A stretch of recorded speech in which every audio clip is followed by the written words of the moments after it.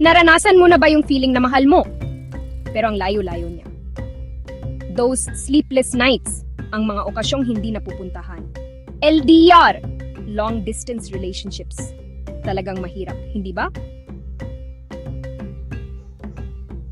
Did you know, milyon-milyong couples sa buong mundo ang nasa ganitong sitwasyon?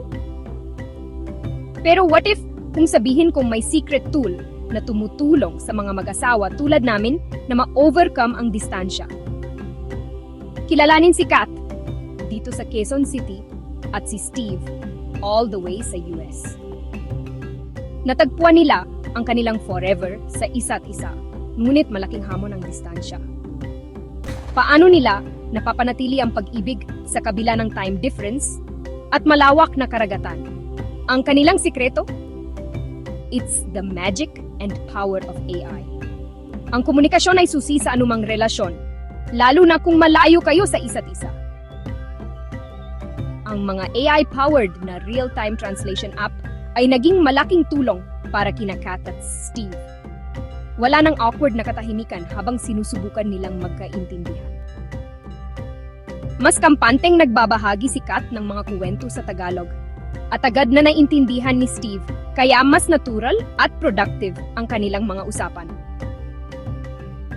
Para mas lalo pang matulungan ang komunikasyon, gumagamit si Kat ng AI language learning tools na nag-aalok ng personalized lessons at may kakayahang mag-simulate ng mga pag-usap na tumutulong sa kanyang maging mas comfy kapag nakikipag-usap kina Steve at sa kanyang pamilya. Namimiss Point V nights?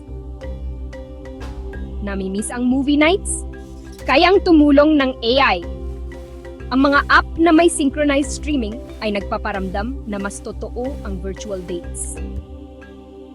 Isipin na sabay kayong nanonood ng nakakaiyak na pelikula at sabay nagre-react.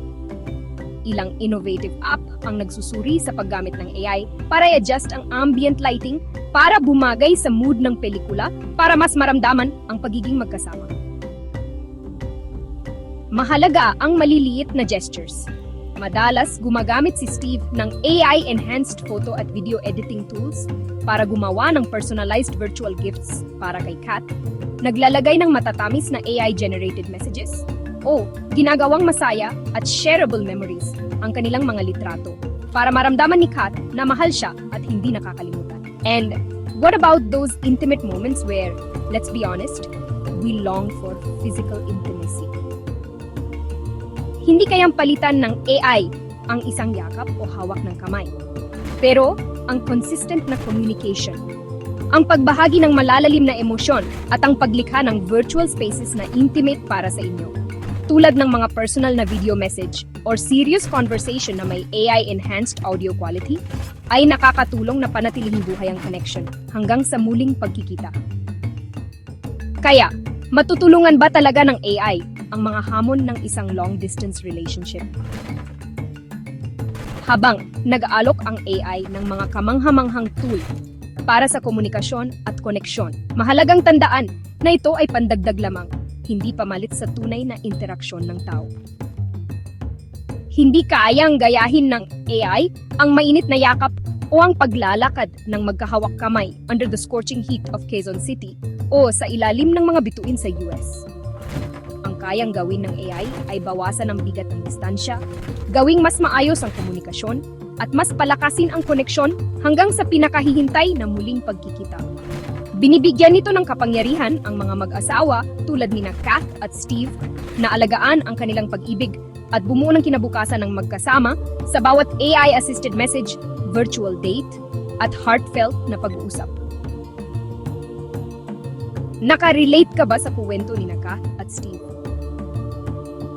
Gumamit ka na ba ng AI para manatiling konektado sa mahal sa buhay na malayo? Ay thumbs up ang video na ito kung nakatulong at huwag kalimutang mag-subscribe para sa mas marami pang nakaka-inspire na kuwento at tech insights. Ay click ang notification bell para hindi mo ma-miss ang susunod nating video. Ano ang thoughts mo sa AI sa mga relasyon?